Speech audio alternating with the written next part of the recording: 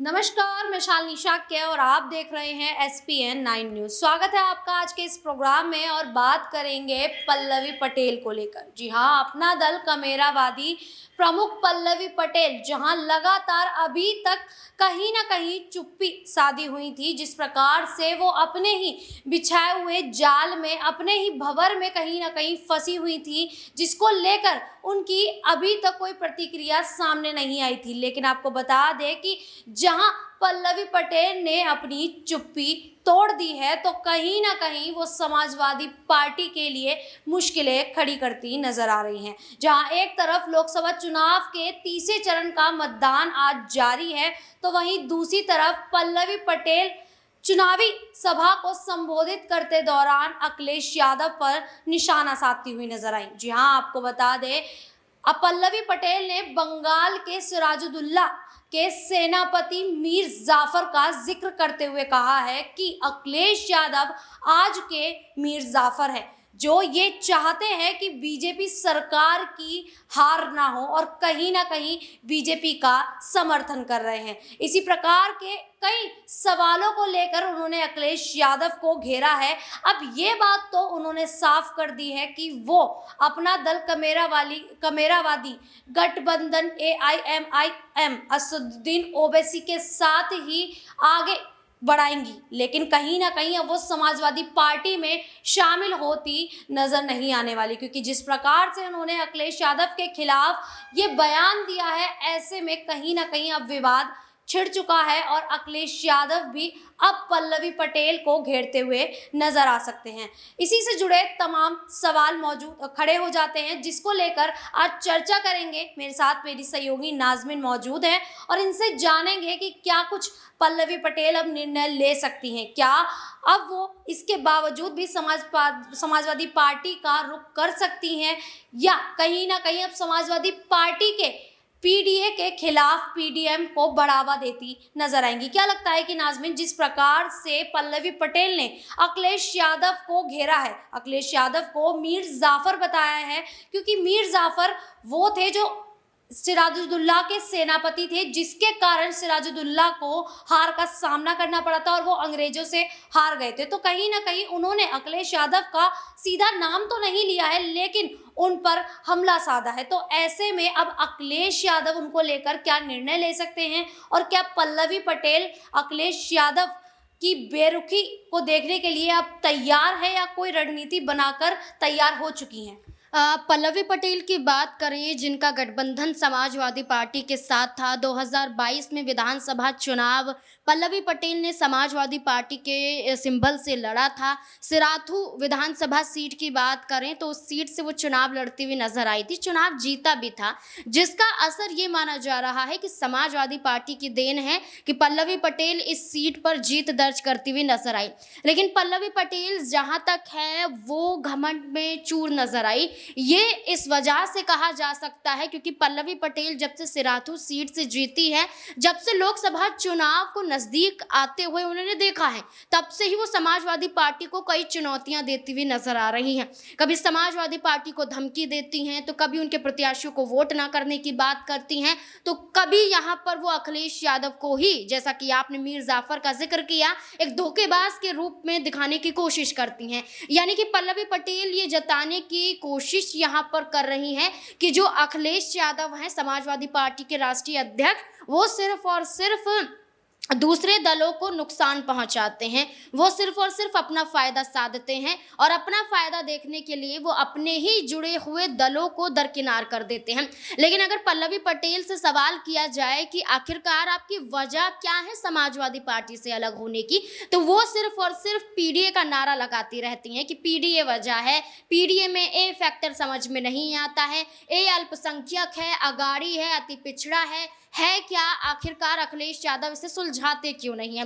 लेकिन देखा जाए तो ये लड़ाई पल्लवी पटेल की चुनाव लड़ने को लेकर है। ये लड़ाई पल्लवी पटेल की है कि वो अपनी पार्टी के सिंबल से चुनाव लड़े, ताकि लोकसभा चुनाव में अगर जीत हासिल हो तो अपना दल की जीत हो, ना कि समाजवादी पार्टी की जीत हो। तो ऐसे में राज्यसभा का चुनाव बीता, तब भी यहाँ पर यही कहा गया कि पल्लवी पटेल अपनी माँ को आगे कर रही थी, फिर कहती हैं कि जया बच्चन को वोट नहीं करेंगे क्योंकि क्योंकि वो पीडीए विचारधारा के अकॉर्डिंग प्रत्याशी है ही नहीं। यहाँ पर वो तो एक ऐसे वर्ग से आती नहीं है जहाँ ज़रूरत हो या ज़रूरतमंद लोगों की उन मुद्दों को वो राज्यसभा में उठा सके। सीधे तौर पर वोट उन्होंने दिया भी नहीं और वो उनसे इनकार भी करती हुई नजर आई।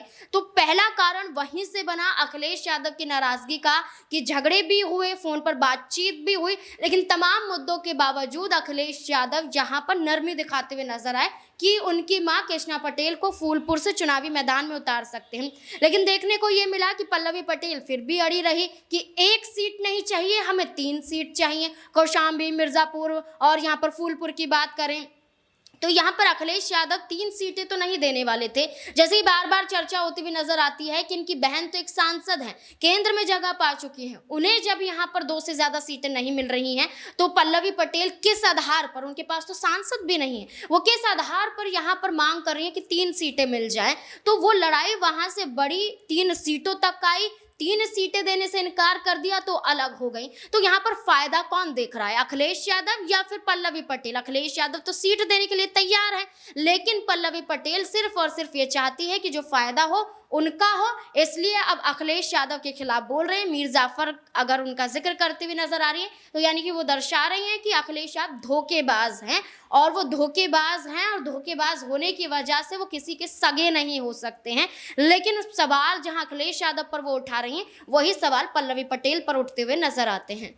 अब जिस प्रकार से पल्लवी पटेल एक तरफ तो अपना दल कमेरावादी को बढ़ावा देने के लिए कार्य करती नजर आ रही है, लेकिन कहीं ना कहीं वो एक तरफ अपनी मुश्किलें भी बढ़ा रही हैं, क्योंकि जिस प्रकार से पल्लवी पटेल अब अखिलेश यादव को लेकर तमाम बयान दे रही हैं, उनको कंफ्यूजिंग नेता बता रही हैं, तो ऐसे में क्या समाजवादी पार्टी की ओर से जो सिराथू सीट पर वो विधायक हैं, कहीं ना कहीं वो अपनी गद्दी को दांव पर लगाती नजर आ रही है? क्या लगता है कि नाज़मीन, जिस प्रकार से पल्लवी पटेल अखिलेश यादव के खिलाफ जाकर बयान दे रही हैं, तो ऐसे में सिराथू की सीट पर जो वो विधायक है, क्या ये सीट उनके हाथ से जा सकती है? देखिए, जब बिहार में एक तख्ता पलट का मामला सामने आया था, बिहार में आया था कि महागठबंधन था जेडीयू और आरजेडी का, लेकिन अचानक से 17 महीनों में ही जेडीयू पार्टी खेल करती है। नीतीश कुमार पलटी मारते हैं, एनडीए की तरफ चले जाते हैं और आरजेडी का साथ छोड़ देते हैं। तो आरजेडी के साथ जब उन्होंने छोड़ा, जब फ्लोर टेस्ट में विधायकों का बहुमत साबित करना था, तो उस दौरान देखा जा रहा था कि आरजेडी जीतती हुई नजर आ रही है सदन के अंदर, विधानसभा के अंदर। लेकिन देखने को ये मिला कि आरजेडी के कई विधायक यहाँ पर चले जाते हैं जेडीयू पार्टी में।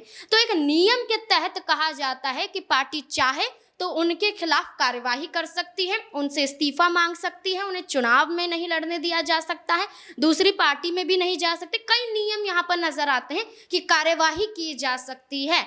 लेकिन देखने को ये मिलता है कि यहाँ पर तेजस्वी यादव ने अपने विधायकों पर कोई भी कार्यवाही नहीं की, बेशक उन्होंने दगाबाजी की। ऐसा ही अखिलेश यादव चाहे तो सिराथू विधानसभा सीट से इस्तीफा पल्लवी पटेल का मांग सकते हैं, और वो चाहे तो ये सीट उनसे छीन सकते हैं, और उसमें पल्लवी पटेल कुछ नहीं कर पाएगी, क्योंकि वो समाजवादी पार्टी के सिंबल से चुनाव लड़ी थी। अगर वो अपनी पार्टी के सिंबल से चुनाव लड़ती तो यहाँ पर कहना हो सकता था कि वो चाहे भिड़ भी जाएं, चाहे सिराथू सीट उनके हाथ से ना जाए। तो ये डर कहीं ना कहीं पल्लवी पटेल के अंदर बरकरार रहेगा कि सिराथू सीट अगर उनके हाथ से गई तो लोकसभा चुनाव में जैसे वो प्रत्याशियों का ऐलान कर रही हैं और जैसे खुद यहाँ पर घिरती हुई नजर आ रही है, तो लोकसभा चुनाव में जीतना तो मुश्किल नजर आ रहा है। कहीं ना कहीं आने वाले विधानसभा चुनाव से पहले अगर ये विधानसभा सीट भी उनके हाथों से चली जाती है तो वाकई यहाँ पर पल्लवी पटेल उत्तर प्रदेश में कोई वजूद उनकी पार्टी का नहीं, उनका नहीं नजर आता है। तो ऐसे में पल्लवी पटेल अब भी डरी हुई हैं सिर्फ सिराथू सीट को लेकर। नाज़मीन, बस मेरा एक आपसे आखिरी सवाल रहेगा कि जिस प्रकार से पल्लवी पटेल लगातार ये बयान देती रही कि अखिलेश यादव की पार्टी में, समाजवादी पार्टी में जो पीडीए है, जो पीडीए में जो ए है, वो समझ ही नहीं आता वो क्या है, वो अल्पसंख्यक है, पिछड़ा है, वो क्या है। जिसको जिसको लेकर वो लगातार ये कहती रही कि इसी कारण से मैंने समाजवादी पार्टी से गठबंधन तोड़ा और मैंने एआईएमआई के साथ गठबंधन बनाया पीडीएम का।